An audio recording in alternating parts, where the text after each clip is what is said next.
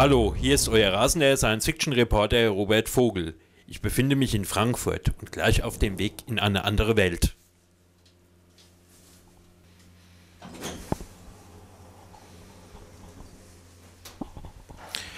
So, ich befinde mich hier beim Magna Mana, dem Herzen der Nardenien-Produktion. Es ist schon ziemlich spät abends, aber ich bin hier zu einem geheimen Gespräch mit den Produzenten und dem Regisseur von Nardenien.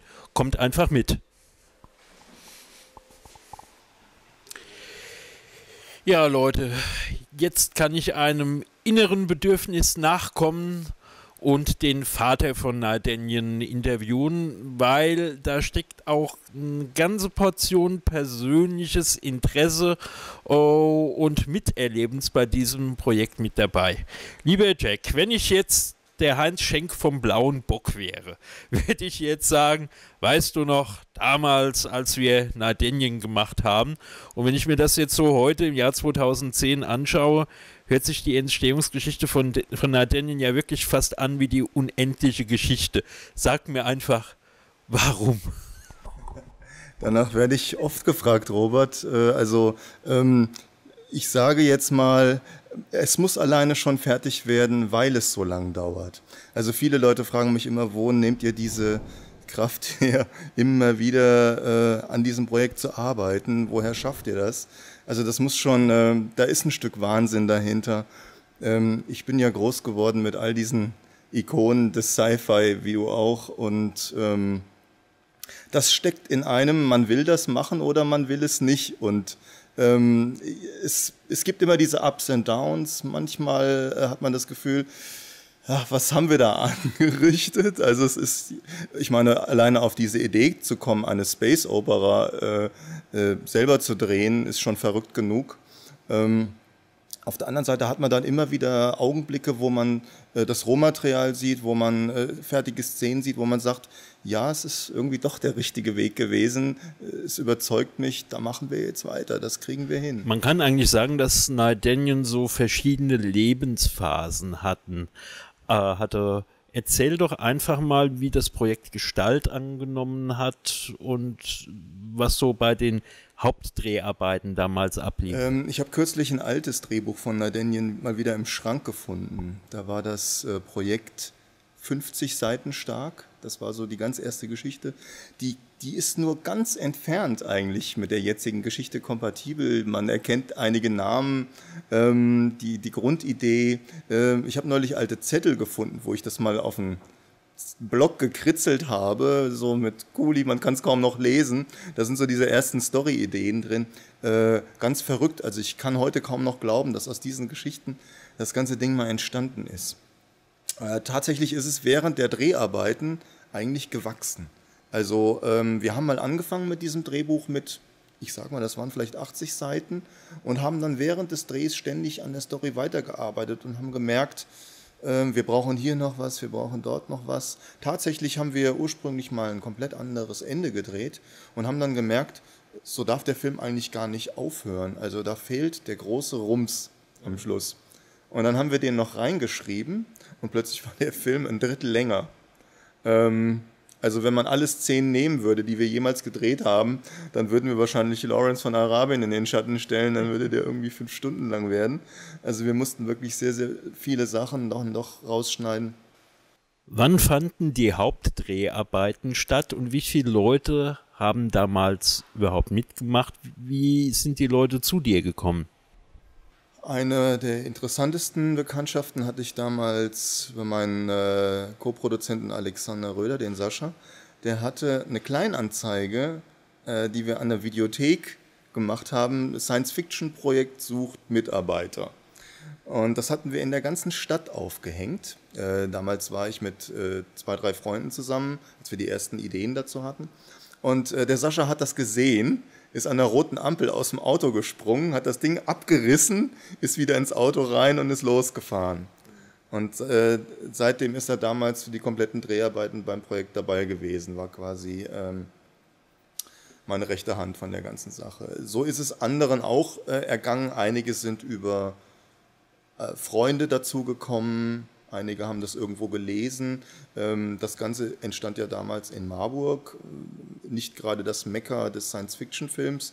Also, aber es war eine Stadt voller Studenten, verrücktes Volk, was irgendwie dazu bereit war, seine Freizeit in einer kalten Lagerhalle zu opfern, um dort ein bisschen fantastischen Film zu drehen. Bist du der letzte Überlebende oder gibt es noch mehr Leute, die mehr oder minder von Anfang an mit dabei waren?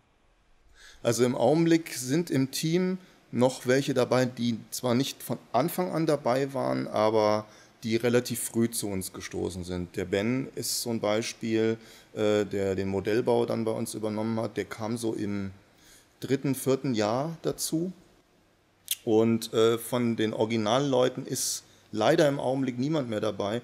Das hat aber natürlich folgende Begründung: Die sind alle in Bereichen jetzt tätig, also die haben feste Berufe, die sind ihre eigenen Wege gegangen. Und da die Postproduktion jetzt teilweise von professionellen Firmen übernommen wird, sind natürlich nur noch Leute jetzt mit dabei, die auch in diesen Bereichen tätig sind.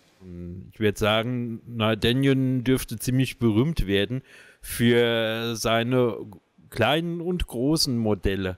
Als ihr so Ende 90er Jahren angefangen habt zu drehen, damals gab es ja auch schon genügend Möglichkeiten, Sachen digital zu machen. Wieso Modelle? Das hat folgende Begründung: Ich komme ja eigentlich vom klassischen Modellbau. Also ich habe für Firmen gearbeitet, die Modellbau im Film oder in Werbung benutzt haben.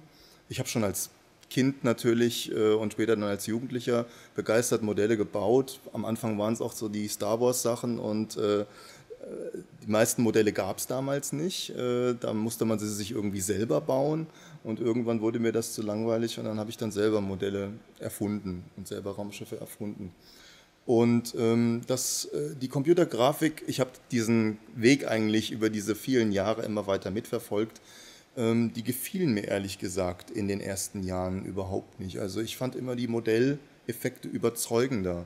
Und es ist vielleicht auch so ein bisschen eine Frage der Hingabe an diese Sachen. Peter Jackson hat zum Beispiel seinen Herr der Ringe auch fast ausschließlich mit Modellen gedreht, also alle Hintergründe sind Modelle. Das liegt daran, weil Peter Jackson ein großer Fan von Modellen ist. Er hätte auch alles digital machen können, aber dadurch hätte der Film vielleicht auch einen anderen Look gehabt. Viele Sachen wirken in 3D und Computeranimationen überzeugend und andere wiederum als Modell. Die Ergänzung der beiden Dinge ist wahrscheinlich die beste Lösung.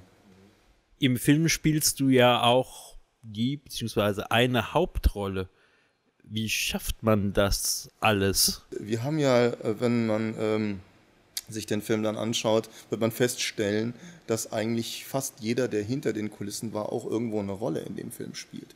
Das war damals aus der Not heraus geboren, weil wir ja doch recht unkonventionell an die Sache rangegangen sind. Wir haben versucht, Schauspieler mit einzuspannen. Das ist schon daran gescheitert, weil es so lang dauerte, den Film zu drehen und die Leute, die schauspielen sollten, eher aus der Stadt wieder ausgezogen waren, als sie hätten weiter bei uns mitspielen können. Dann haben wir gesagt, das machen wir doch einfach selber. Das war zwar manchmal nicht ganz einfach, weil man die Leute dann doch sehr triezen musste am Set. Das sind alles keine professionellen Schauspieler, aber die Vertrautheit untereinander hat irgendwie dazu geführt, dass das ganz gut geklappt hat. Und ja, wir haben halt alle so unsere Vorbilder. Ich habe mich dann auch an meinen Filmikonen ein bisschen orientiert. Davon sind viele in den Charakter mit eingeflossen, den ich da verkörpere. Es hat aber insgesamt dann irgendwann so einen Spaß gemacht, das auch zu spielen und die Gegensätzlichkeit der Hauptcharaktere zu gestalten, dieses Ganze im Drehbuch, ja, was man aus den klassischen Buddy-Movies eigentlich auch kennt, das haben wir auch ein bisschen versucht zu übertragen auf diese Story und das war dann irgendwie eine große Herausforderung im Drehbuch. Obwohl wir sehr effektorientiert am Anfang waren, haben wir plötzlich eine richtige Leidenschaft für diese kleinen Sticheleien und Dialoge entwickelt.